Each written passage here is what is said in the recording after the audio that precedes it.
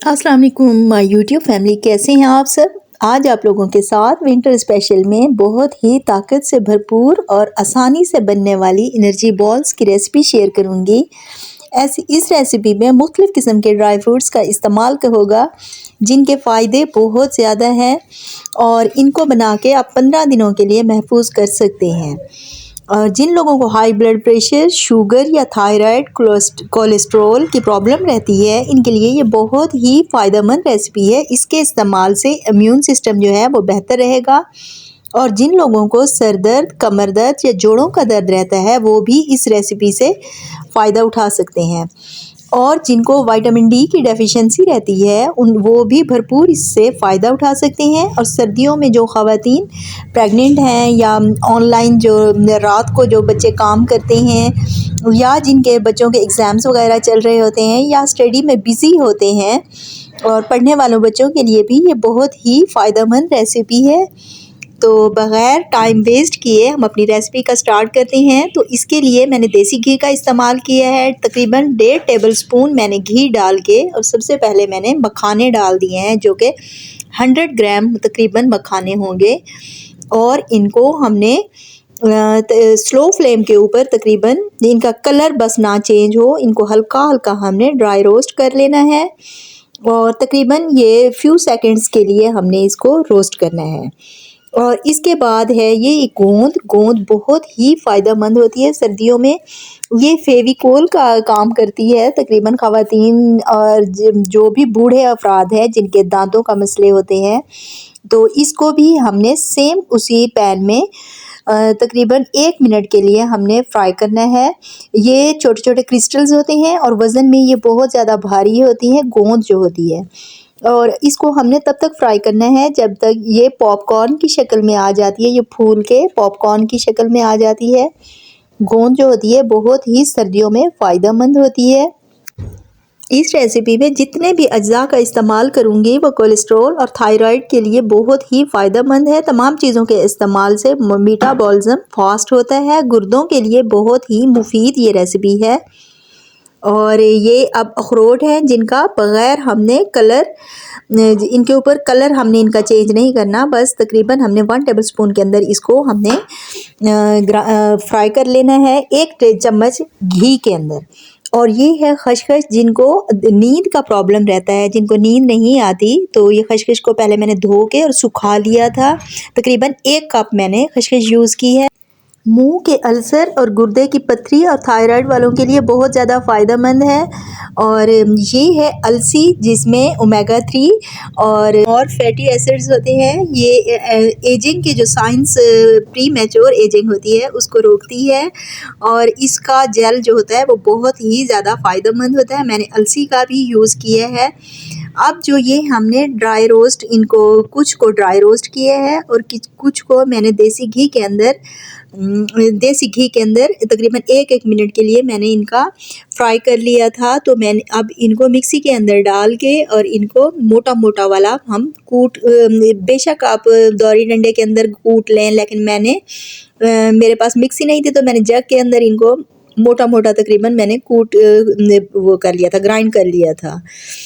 और इनका याद रहे कि इनका पाउडर नहीं बनाना, इनको थोड़ा थोड़ा मोटा मोटा ही हमने पीसना है। और अब है अखरोट की बारी, तो अखरोट को भी मैंने सेम उसी तरह से जग में डाल के और इसको भी मोटा मोटा सा ग्राइंड कर लिया था। और इन सब की जो क्वांटिटी है मैंने ये तकरीबन 1 कप से हाफ़ कप के दरमियान रखी है, यानी कि 100 ग्राम्स के करीब इनकी क्वांटिटी होगी। और जो ये सारे मैंने ग्राइंड कर लिए हैं ड्राई फ्रूट जो हैं। अब है पीनट्स की बारी, तो पीनट्स को भी मैंने कुछ छिलके उतार लिए थे और कुछ छिलके रह गए थे, फिर उनको भी मैंने ग्राइंड कर लिया था।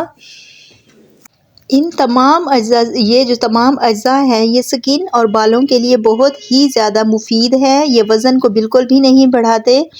और इन सब को मैंने अच्छे से मिक्स कर लेना है। पहले ग्राइंड करना है, पहले फ्राई करना है, फिर ग्राइंड करना है, फिर ग्राइंड करने के बाद इन सब को हमने अच्छे से मिक्स कर लेना है। और 1 बाय 1 करके हमने सबको इनको ग्राइंड किया है। और ये है जी ड्राई वाला खोपरा जिसको मैंने क्रश कर लिया था। चॉपर के ऊपर मैंने इसको मोटा मोटा क्रश करके इसको भी हमने ऐड कर दिया है। ये तकरीबन 1.5 कप के करीब होगा खोपरा। और इधर हम बना रहे हैं गुड़ की चाश। गुड़ को डिज़ोल्व कर रहे हैं पानी के अंदर। और तकरीबन मैंने 1.5 कप अगर वो लिया था, पानी लिया था, तो तकरीबन मैंने 250 ग्राम जो है वो गुड़ का ये इस्तेमाल किया है। और गुड़ भी एंटी एजिंग होता है, बहुत ही अच्छा होता है। तमाम जो अज्जा हैं वो नेचुरल हैं इसमें, इस रेसिपी के अंदर। और आप भी विंटर में ये ज़रूर बनाइएगा। ये जो विंटर की ये एनर्जी बॉल्स हैं ये बहुत ही ज़्यादा फ़ायदेमंद हैं। अब है खशखश की बारी, तो इसको भी मैंने थोड़ा थोड़ा इसको भी ग्राइंड करके ही इसका इस्तेमाल किया था। ये जो तमाम अज्जा हमने इस्तेमाल किए हैं ये दांतों और हड्डियों के लिए बहुत ही ज़्यादा मुफीद होती हैं। जो बूढ़े अफराद होते हैं उनके हड्डियों और जोड़ों और टखनों से आवाज़ें पैदा हो रही होती हैं, तो वो उनके लिए ये एनर्जी बॉल्स जो हैं ये बहुत ही ज़्यादा फ़ायदेमंद है। लोग इसको पंजीरी का नाम भी देते हैं। और अगर आप इसको ड्राई रोस्ट करके और गुड़ के साथ मिक्स करके अगर इस तरह से भी खाना चाहें तो इस तरह से भी हो सकता है। और अगर इसकी बॉल्स बना के आप लोग 15 दिनों के लिए महफूज कर लें तो वो भी बहुत ही फ़ायदेमंद होता है। और एक बात और बताती जाऊँ कि इसमें जो मैंने इंग्रेडिएंट्स यूज़ किए हैं वो है खसखस, अलसी, मखाने और गोंद है। और जो सारे अज्जा थे वो वैसे नेचुरल हैं। और अब मैंने तकरीबन 1.5 टेबलस्पून जो है घी का शामिल करके, और ये है आटे का तकरीबन मैंने बड़ा कप लिया था, 1 कप हमने उसको आटे को भी फ्राई कर लेना है।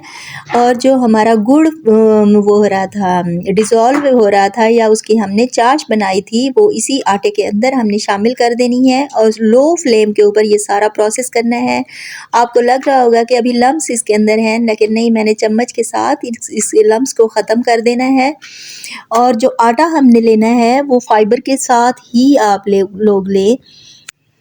आटे और गुड़ की हमने अच्छे से भुनाई कर ली थी। जब उस तरह का टेक्सचर आ जाए तो हमने ये अपने जो ड्राई फ्रूट्स से इन सब को हाथों की मदद से पहले अच्छे से मिक्स कर लेना है।